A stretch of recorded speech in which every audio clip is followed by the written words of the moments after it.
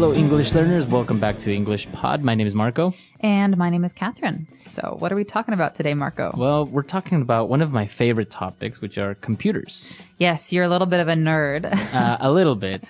I love computers and technology and everything that's related to it. So that's what we're going to be looking at today. Maybe we're buying a new computer. Well, I anticipate learning something from this because there are a lot of those fancy big words that I don't know that have to do with processors and giga things.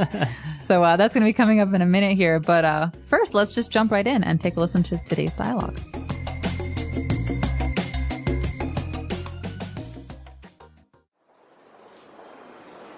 So, can you fix it? I'm sorry, sir. This computer is not broken or damaged. It's simply just too old. That's why your programs and applications are running slow. There really isn't much I can do. What do you mean? I bought this computer just 3 years ago. Yes, but technology is ever-changing, and technology is becoming obsolete faster and faster. Okay, I know where this is going. How much will it cost me to get a new computer? Well, this desktop over here is our latest model. It has a 4 gigahertz processor with 16 gigabytes in RAM and a hard disk with 1 terabyte. Of course, it includes a mouse, keyboard, and desk speakers. I have no idea what you are talking about. I just want to know if it's good, and if I'll be able to play solitaire without the computer crashing or freezing all the time. This PC is top of the line, and I guarantee it will never freeze. If it does, we'll give you your money back. All right, we're back. I think it's a very typical case. You go in to get something fixed, and they say, we can't fix it. You need a new one. Yes, and not only a new one, but a bigger and better and faster one. And more expensive, obviously. Obviously. Called the upsell. The upsell, yeah. All right, so there were some very difficult words, I think, because they're very specific related to technology and computers. So why don't we look at those now in Language Takeaway? Language Takeaway. All right, so the first word we have today is when something is no longer in use. Okay, so this word is obsolete. It's obsolete. Obsolete. And we're not just talking about like, oh, I haven't touched that pen in like 10 years. We're talking about a piece of technology that is no longer useful because there's something else that can do a better job. Right. And actually, not only with technology, we also have words that are obsolete, right? Mm-hmm, exactly. Like thy or thine, you or yours. Classical English. We don't use thy anymore. No. But thou art very summary today, Marco. We don't use that anymore. That's obsolete English, right? Or obsolete words. Exactly. So obsolete means it's no longer of use. We have better and newer things in its place. All right. And now moving on, when the salesman was describing the characteristics of the computer, he used some prefixes that were a little bit strange, right? Like, for example, giga. Giga what? Giga. All right. So these are actually prefixes that have to do with numbers. And so this is not just a computer thing. This is a math thing or a science thing. So, okay. So we've got 3 different prefixes. A prefix is something we tack on at the beginning of a word. So we have hertz or byte, right? These are little bits of a computer, byte. Right. So you have like megabytes. Megabytes we've all heard before. That's the smallest here. We've got megabytes, but bigger than mega, we've got gigabytes. A giga. Yeah. So now, for example, the hard drives are 250 gigabytes. You might even hear someone say gigs. You've got a Gigs, 250 gig hard drive. Yeah. But what's bigger than giga? Now it's the terabyte. Ooh, tera. It sounds like boom, boom, boom, boom. Yeah, Huge. I actually wondered what would happen after gigabyte, because it's so much information already, and now it's the terabyte. So it's like 1,000 gigabytes. So that's like 200 movies. That's probably more than that. It's amazing the amount of Man. storage you can have and how small it actually is. So mega, giga, tera, going Right. from littlest to biggest. All right. And, well, he described a 4 gigahertz processor. Okay, so the processor is our next word, and this is actually something that that determines how fast your computer is going to run. So it comes from the word to process, right? Right. To like calculate or to think. Do even. Mhm. To do. So you have different examples like a word processor. Right, so it's like Microsoft Word. It allows you to make Word documents. You can also say to process data. You're trying to calculate it. But in this case, a processor is like a little brain that's the center of the computer, and that's where all the information gets processed. Yeah, so it's the brain of the computer, essentially. And the bigger it is, the faster it can go. Exactly. And, well, if you don't have a very good processor, your computer is bound to freeze. Ooh, okay, so freezing is another key word, especially when talking about computers. This one drives me nuts. To freeze, it means to stop moving. Right. So, well, it has a couple different meanings. You might have heard it about ice before, but to freeze here, we're talking about stopping moving. So we have a game called freeze tag, where if I touch you, you have to stop running. Right. But here we're talking about a computer freezing. I'm moving my mouse and I'm typing, and all of a sudden, it doesn't work my anymore. mouse doesn't move. I can't close or open or do anything, and it's really frustrating. It's very, especially if you're doing something and you didn't save your work, it's gone. Right? So if your computer freezes, then usually you have to restart it or turn it off or not. So that is about it for those words, but let's take another listen and slow the dialogue down this time so we can catch some of those big words.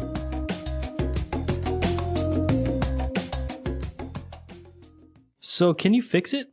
I'm sorry, sir. This computer is not broken or damaged. It's simply just too old. That's why your programs and applications are running slow. There really isn't much I can do. What do you mean? I bought this computer just 3 years ago. Yes, but technology is ever-changing, and technology is becoming obsolete faster and faster. Okay, I know where this is going. How much will it cost me to get a new computer? Well, this desktop over here is our latest model. It has a 4 gigahertz processor with 16 gigabytes in RAM and a hard disk with 1 terabyte. Of course, it includes a mouse, keyboard, and desk speakers. I have no idea what you are talking about. I just want to know if it's good, and if I'll be able to play solitaire without the computer crashing or freezing all the time. This PC is top of the line, and I guarantee it will never freeze. If it does, we'll give you your money back. Great, so we are back. So now let's jump into today's Fluency Builder. Fluency Builder. All right, so on Fluency Builder, we're going to take a look at 3 different phrases. For example, the salesman was describing technology and said that it's ever-changing. Okay, so this is almost a little poetic line here. So ever-changing means always changing. Always. Right. Always changing. And so we can say that the ocean is ever-changing. You know, the waves are always changing it. But in this case, he's saying that technology is always changing. It's always progressing into something new. And so exactly. That is a key selling point for this guy. Right. So this is actually a very interesting word. We can use it like in your example, beyond technology, like the way, like the sea is ever changing. So why don't we listen to a couple of other examples? Example 1. There's always something new in this ever-changing world. Example 2. Times are ever changing and we must prepare ourselves better every day. Example 3. The flu is an ever-changing virus that continues to claim many lives. All right, we're back. So now we understand the ever-changing.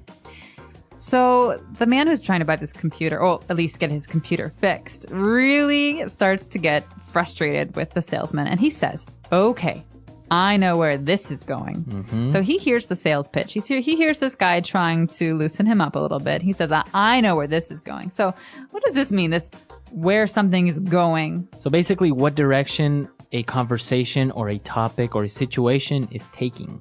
Okay, so he's saying, I know why you're telling me these Right. things. I know your motive. Or I know what's happening. I know what you're going to say. Okay, so he's essentially saying, I know you're going to try and sell me a computer. Right. All So you can use it in other circumstances, right? For example, a relationship. I don't know where this is going. Right. What is going? Classic breakup line. I just don't think I know where this is going anymore. So in reference to the relationship, right? Yeah. We don't know what's happening. Are we serious? Are we maybe going to get married? I don't know anymore. I can't tell where this movie is going. It's so like, ooh, here and there and boring. Yeah, you and- don't know the plot. Yeah. All right. So it's a very common phrase, and it sounds very natural when you say it, right? It does. And that's why it's Fluency Builder. It really helps you sound like a more native English speaker when you use these kind of phrases. And the next one is also very, very good when he describes the condition of the computer. He says it's top of the line. Top of the line. Now, what line we're talking about, I do not know, but this Like is above average line. right. So this is the best of the best. This is the top model or the top computer. And you can definitely imagine a car salesman using this. Yeah. Yes, this BMW is top of the line. It's the best money can buy. Yeah, that's another good one. So basically, top of the line is the best of the best, the above average, right? More than above average. It's the best you can do. And The so best you can the buy. guy is saying, listen, this is our best computer. Really, you should buy it. And obviously, top of the line usually costs a lot of money. Yeah, it's usually for something that costs money, right? For things. You wouldn't really use it for a person, right? He's top of the line. No. Top of the line, I think, generally refers to electronics and cars Yeah. or like motorcycles. And so you often hear top of the line stereo, top of the line TV, top of the line car. But you wouldn't say this about food or Yeah. people or art. Yeah, you wouldn't say this painting is top of the line. Nah, no, not about like very unique things. You'd say Right. this about kind of manufactured things. Very good. So we've taken a look at a lot of great phrases. Why don't we listen to our dialogue for the last time, and then we'll come back.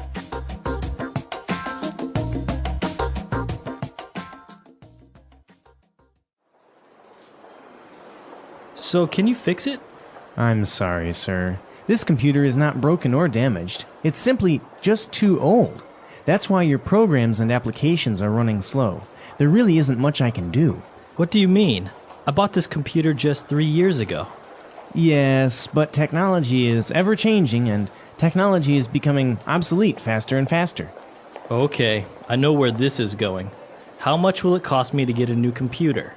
Well, this desktop over here is our latest model. It has a 4 gigahertz processor with 16 gigabytes in RAM and a hard disk with 1 terabyte. Of course, it includes a mouse, keyboard, and desk speakers. I have no idea what you are talking about.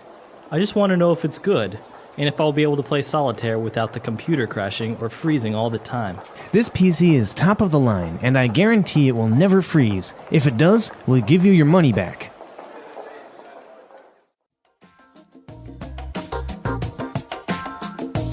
All right, we're back. So computers. Catherine, I know you recently got a nice Macintosh.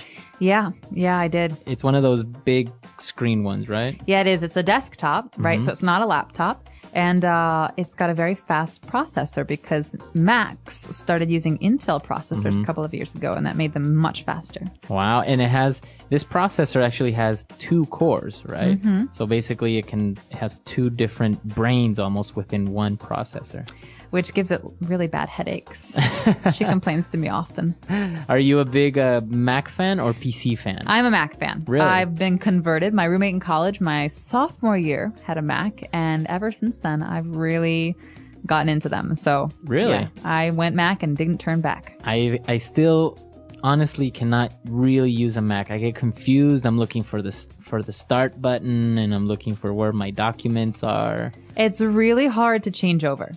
Right? Yeah. But once you do, you don't want to change back because everything is so much easier on a Mac. Really? But if you're really into PC gaming, then you should probably stick with the PCs because the games just don't really compare on Macs. But I've heard that also Macs don't really suffer from viruses, right? No, they don't, which is great because I always used to get these viruses that would slow down my computer because, you open some email and all of a sudden there's nastiness on your desktop. Well, now I don't really have that problem. And also there's really wonderful photo editing software and video editing software. Right. So everything's just really easy to find and easy to use. What about you, listeners? Do you prefer the Mac? Do you prefer the PC? Or maybe some of our listeners don't really even like computers? Well, let us know either way. We're very curious to hear what you have to say. And of course, writing on our comment section is great practice for your English. Right. So we'll see you guys there. And until next time. Bye, everyone. Bye.